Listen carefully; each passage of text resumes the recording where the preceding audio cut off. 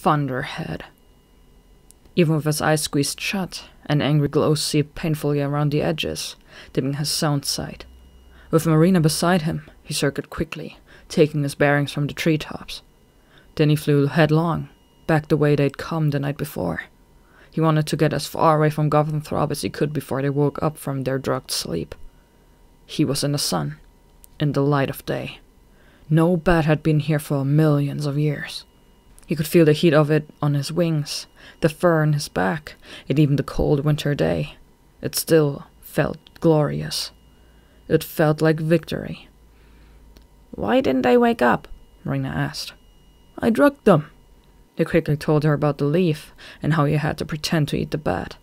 And then he went farther back and told about his plan. How he wanted to make Goth trust him and then lead them west, away from Hibernaculum, in the hopes the cannibals would freeze to death, or become so weak he and Marina could escape and outfly them.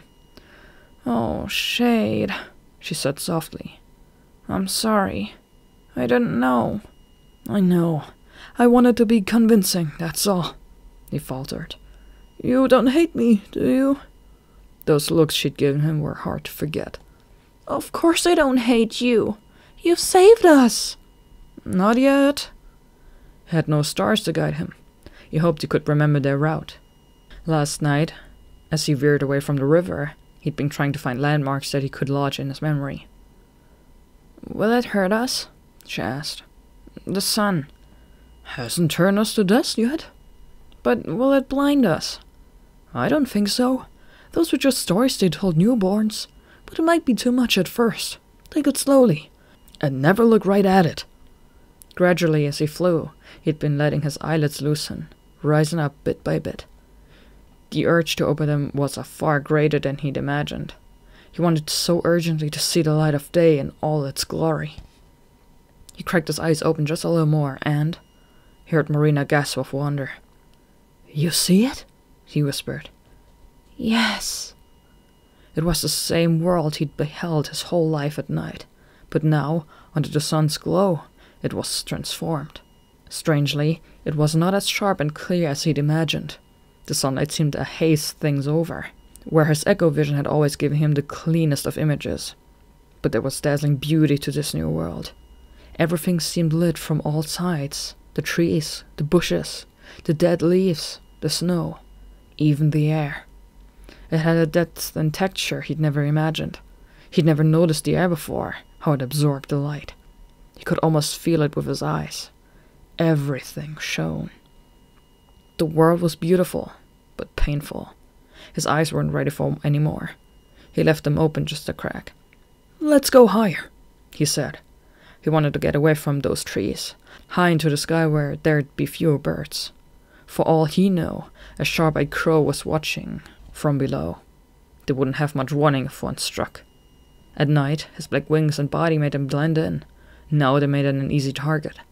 Marina was all better off with her bright, pale fur. It was getting darker, big clouds scudding across the sun. And there was a wind too, with the unmistakable smell of lightning in it. "Storm coming," said Marina. Asleep in a cave, Goth curled his wings against his body. His nose twitched. Something was wrong. He extended his wing, tapping it along the ground. He grunted and, with great effort, slowly raised his heavy eyelids. Shade was gone. "Throb," he moaned, his throat clogged with sleep. He coughed, rousing himself. "Throb!"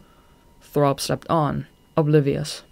Furious, Goth staggered up and lunged across the cave, ramming Throb with his snout, tipping his wings to peer beneath them. "What?" cried Throb in alarm. "They're gone!" "It's still day," said Throb, squinting out the cave opening. "They can't be. They are gone!" Goth roared again. He sniffed the ground for their scents. "But not long ago. Get up!" "Into the light?" "Yes. But it's not safe." With a quick twist, Goth fastened his jaws around Throb's wing, letting his sharp teeth bounce up and down on the blisters. Throb yowled. "The winter's not safe," hissed Goth. "And if we don't find that cave of theirs, we'll freeze to death. And you'll go first." "All right, yes," whimpered Throb. They lurched to the cave opening and launched themselves into the day. The wind came up behind them like a demon, but Shade was glad. It meant there would be a few birds out, and most important, they were being blasted farther and farther away from the cannibal bats.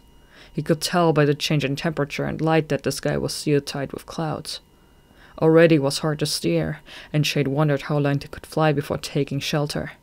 Below, the ground swept past with alarming speed, and he felt barely in control of his wings. "How are you doing?" Marina shouted above the wind. "Scared," he said bluntly. "Me too."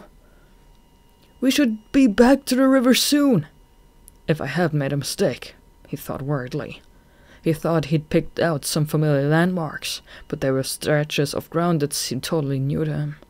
But a few thousand wing beats later, the stretch of trees was broken by the winding line of the river. "There it is!" Shade shouted excitedly. And there was an owl rising from the trees directly in front of them. "Lawbreakers!" shrieked the owl. He was being blown straight toward it. They both were, and Shade knew they wouldn't escape its claws. No time to veer off, no time to climb higher. And in that endless split second, he remembered the tiger moth he'd hunted so long ago at Tree Haven. How slow and helpless it seemed, but he didn't even know if it would work. But it was his only chance. He closed his eyes and sang a sound picture of the owl. He drew a dozen different bats in the air around them, some soaring higher, some rolling to the side, others plunging to the ground. He saw the owl hesitate. Where were the real bats? It was working. He'd thrown it off. But the owl shook its head and its horrible eyes looked straight at them, claws ready to grab and tear. Shade tried once more. Crying out, he shot out an echo picture of Goth. 3-foot wing spread, claws extended, jaws screeching open. The owl caught the picture and bellowed in terror, plummeting back down to the trees, not even daring to look back. "What did you do?" Marina exclaimed. "A little trick I learned from a tiger moth," he said cockily. "I'll teach you to it sometime." A faint metallic tinkle reached his ears, and then dissolved. His whole body tensed. He held his breath, hoping he'd imagined it, hoping for silence. "Did you hear that?" Marina asked. Shade's heart pumped furiously. He craned his neck around, strained with his eyes, but saw only a black wrinkle in the distance. Then nothing. Then 2 wrinkles, gone again. But he heard, clearer now, the familiar metallic whistle riding on the wind. "How far are they?" Marina said. "Can't tell. But how'd they know which way we went?" "They're not stupid. In wind like this, there's only one way we could go." "Should have chewed up our leaves," he raged. "Why didn't I? It would have been so easy. There was a whole bush. I could have—" "Shade," Marina said. "Up here." Boiling up on the horizon was a towering Thunderhead. "We'll lose them in that," she said. He broke through the cloud's underbelly and was tossed around like a leaf. Inside, he was nearly deafened by his own echoes, bouncing back at him from all sides. It was like being inside a tiny cave. His sound sight was useless. It wasn't much better than flying blind. He crashed on through the walls of the cloud, unable to see more than a few feet in front of his nose. "Marina!" he called out, and his own voice echoed dully. From out of the mist she streamed alongside him. "I can't see a thing," she said. "They won't either," said Shade. "Let's try to break through the top, then we can circle back, drop below the cloud, and find the river again." Together, they spiraled clumsily higher through the inside of the Thunderhead. They kept losing sight of each other in hills and valleys of black mist. It was getting darker inside, the air almost too thick to breathe. "Does your fur feel funny?" Marina whispered. Shade glanced at his chest. The hairs were tingling, standing up on end. "What's it mean?" he asked. The air suddenly smelled different, metallic. The inside of the Thunderhead was lit up with a flash of lightning, blinding them for a moment.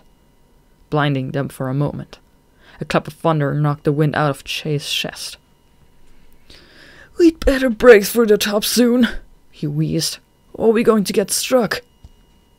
They tilted their wings, flapped harder, and a pair of huge jaws thrust out of the wall of mist before them. Shade rolled to one side as Goff lunged, snapping, but missing them both. Goff banged sharply, spinning himself around for a second pass. Shade streaked blind through the Thunderhead, not knowing where he was going, or where Marina was now. Through a veil of clouds he saw a darkening shadow, growing larger, heading straight toward him. He dove, but not fast enough. Thor burst upon him, raking at his tail with his claws, and howling him backward through the air. Shade heard Thor's jaws snap open, ready to take a bite, and he slammed his wings straight up, breaking and flipping backward over the cannibal bat. As he rolled, he took a swipe at Thor's wounded wing, dragging his claws deep. Thor howled and snapped his wing tight to his body, careening out of sight. Shade hovered for a moment, trying to gather his wits. Go to the top, his instincts told him. That's where we were headed. Marina would go there too. All at once the air stung his nostrils, his fur stood on end, and he shut his eyes just in time. The lightning bolt shot past him, so close he could feel its tremendous heat, then thunder hard on its heels, blinding him in both ears. He could barely see, barely hear, and he was flying with all the speed he could muster. All he knew was the difference between up and down.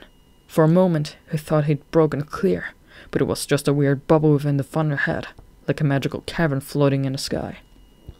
A horrible cry pierced the cloud. "Marina!" he shouted in panic. He was sure it was her. "Marina, where are you?"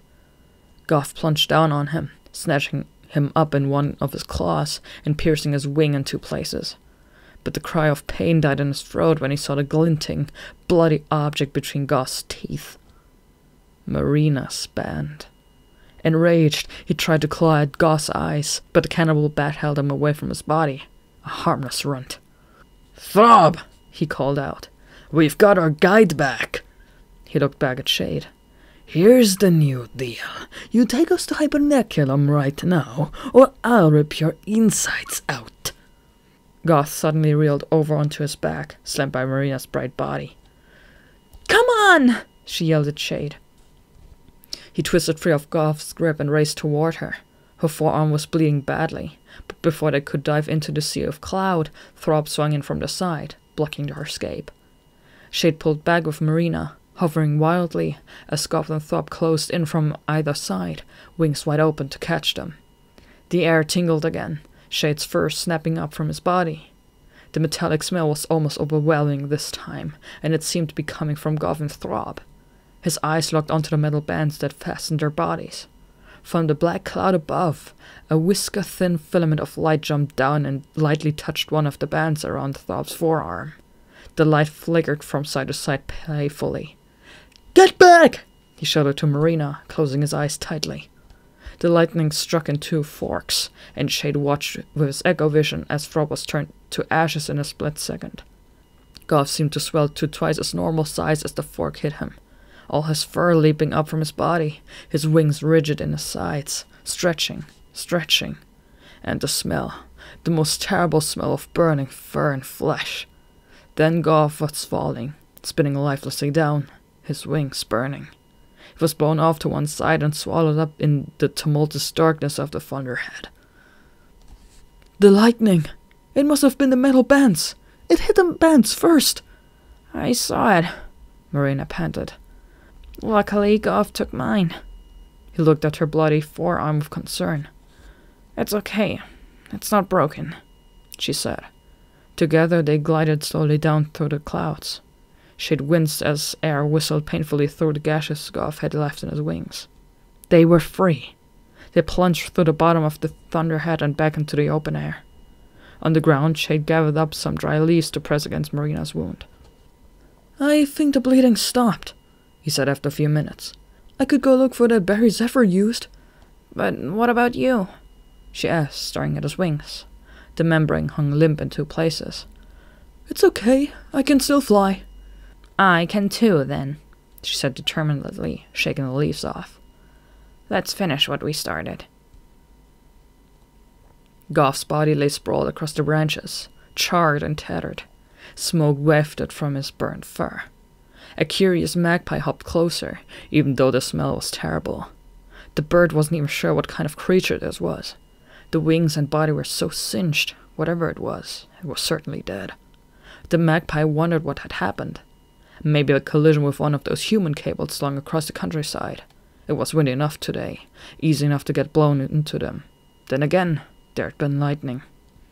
The magpie got a flash of metal in the creature's body, some kind of sooty ring on the forearm. And look, there were more of them. He hopped closer. He'd never seen a head like that on a bird. What jaws! But his attention fixed back on the bands. That's what he wanted. If he could just tuck them off. The stench from the creature was truly overwhelming. He dipped down with his beak and plucked at the shiniest of the bands. It was fastened tight.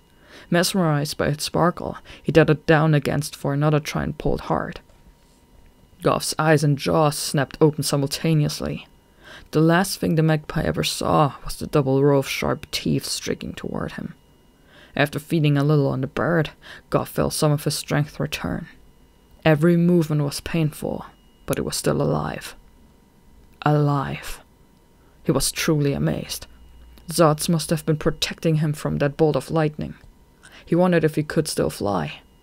Slowly he unfurled his wings. They were seared and scarred in places, melted by the lightning's heat. Still, he probably had enough wing surface to fly. He rested, ate, rested some more. By midnight, he could wait no longer. He had to find out if he could fly. Shrieking with pain, he spread his wings, tensed his battered muscles and flapped. He plummeted many feet before the air caught on his wings, and he soared upward. He would return to his homeland. He would pray to Zots. He would become strong again. And then one day, he would return to this northern wasteland and take his revenge on Shade and all his colony. So help him Zots.